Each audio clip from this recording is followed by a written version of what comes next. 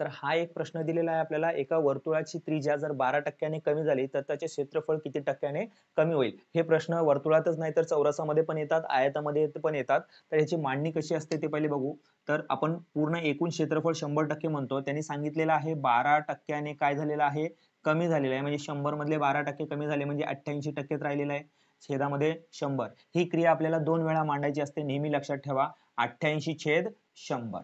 मग या 100 सोबत हे 100 कटले. आता जर आपण गुणाकार करायचा ठरवला, 88 गुणिले 88 म्हणजे 88चा वर्ग काढायचा आहे आणि वर्ग सोप्या पद्धतीने कसा काढायचा आहे डिस्क्रिप्शन बॉक्समध्ये मी लिंक दिलेली आहे, त्या ठिकाणी क्लिक करून तुम्ही व्हिडिओ पूर्ण बघू शकता, वर्ग कसे काढायचे शॉर्टकट पद्धतीने. बघा 88 म्हणजे 100ला 12 कमी, 12चा वर्ग 144 येतो, हाताला 1 देतो मी, 2 अंक आपल्याला लिहायचे असतात शॉर्टकट ट्रिकमध्ये आपल्याला. त्यानंतर 88 मधले 12 जर कमी केले आपल्याला उत्तर येतं 76. 76 आणि 1 ला 1 म्हणजे 77. किती सिंपल पद्धतीने वर्ग काढले आपण, एवढ्या मोठ्या संख्येचा विचार करा. मग आता बघा छेदामध्ये किती आहेत, 100 आहेत, म्हणजे 2 अंकानंतर दशांश द्यायचा आहे, 77.44 आपलं क्षेत्रफळ झालेलं आहे. मग मला सांगा 100 होतं तर एवढं झालं म्हणजे कमी झालंय. मग 100 वजा 77.44 केलात तर ही वजाबाकी केल्यानंतर उत्तर किती येणार आहे, 22.56% कमी. म्हणजे तुमचं क्षेत्रफळ किती टक्क्याने कमी झालेलं आहे, 22.56% कमी झालेलं आहे क्षेत्रफळ. बघा पुढचा प्रश्न परत आलेला आहे दशांशाचा, ते पण दशांशामध्ये वर्गमूळ दिलेला आहे आणि काहीतरी गणिती क्रिया दिलेली आहे, गुणाकार, भागाकार, बेरीज, वजाबाकी. बघा लक्ष द्या, दशांशाला गणिताचं स्पीड ब्रेकर मानलं जातं. दशांश आला म्हणजे गणिताची थोडीशी स्पीड कमी करायची, जेणेकरून आपलं गणित चुकणार नाही. मग ह्या गणिताला सोडवताना मी काय करतोय, सगळ्यात पहिले अंशातले दशांशस्थळ काउंट करतो आणि छेदातले दशांशस्थळ काउंट करतो. आणि आपल्याला माहिती आहे अंशातले दशांशस्थळ जर काढायचे असतील तर छेदात 0 वाढवतो आपण आणि छेदातले दशांशस्थळ काढायचे असेल तर अंशात 0 वाढवतो. मग सेम क्रायटेरिया बघू आपण. दशांशस्थळ किती आहेत, 1 2 3 4 5 6, म्हणजे छेदामध्ये 6 दशांशस्थळ आहेत, म्हणजे छेदामध्ये 6 शून्य घेऊ आपण अंशातले.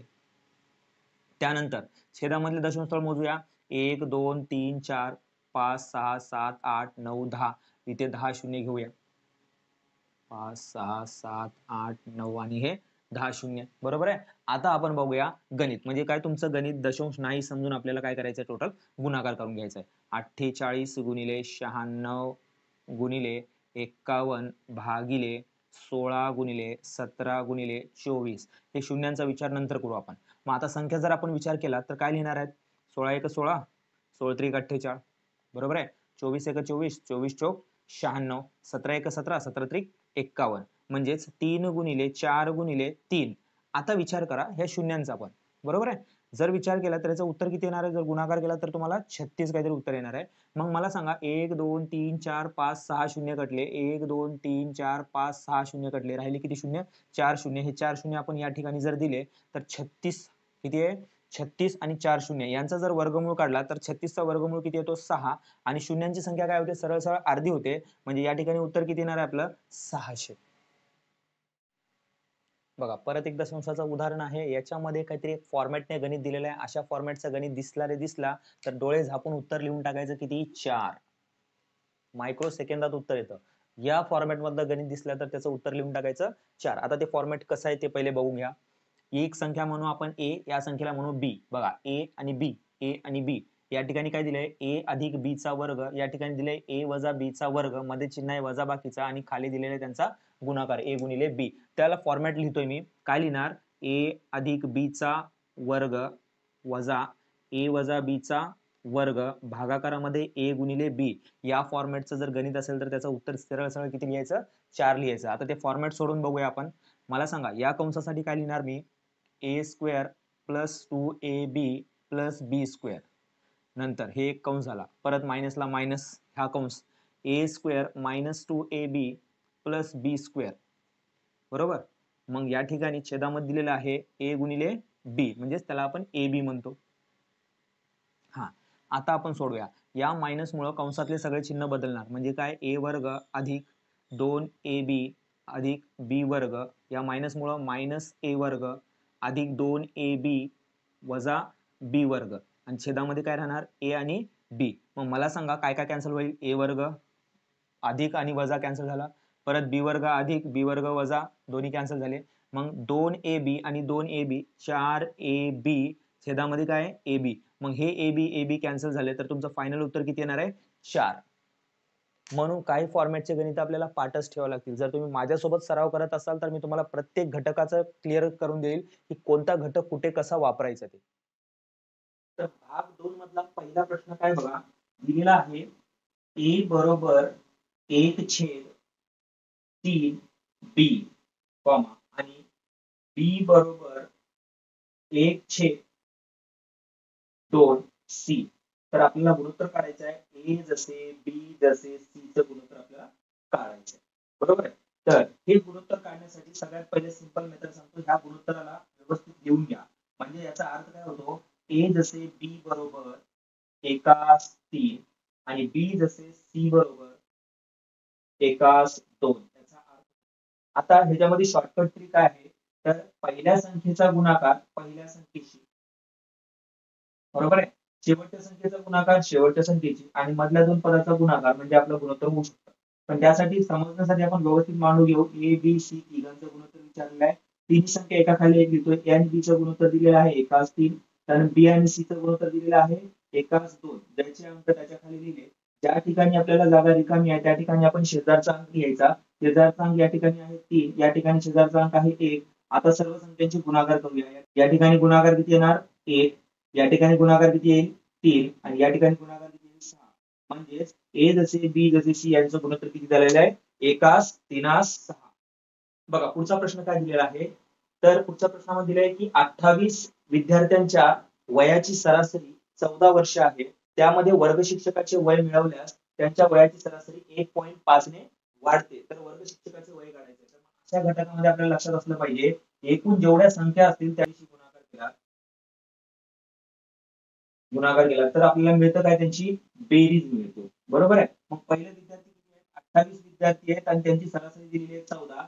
जर तुम्ही यांचा गुणाकार केला तर किती येणार आहे 392 हे त्यांचा गुणाकार येणार आहे. पण वर्ग शिक्षकासहित म्हणजे 28 विद्यार्थी आणि वर्ग शिक्षक म्हणून होतात किती 29 गुणिले सरासरी वाढते सांगितलंय 1.5 ने जर वाढते म्हणजे 14 मध्ये जर 1.5 आपण वाढवले तर होणार काय 15.5. आता यांचा जर गुणाकार केला तर गुणाकार किती येणार आहे 449.5.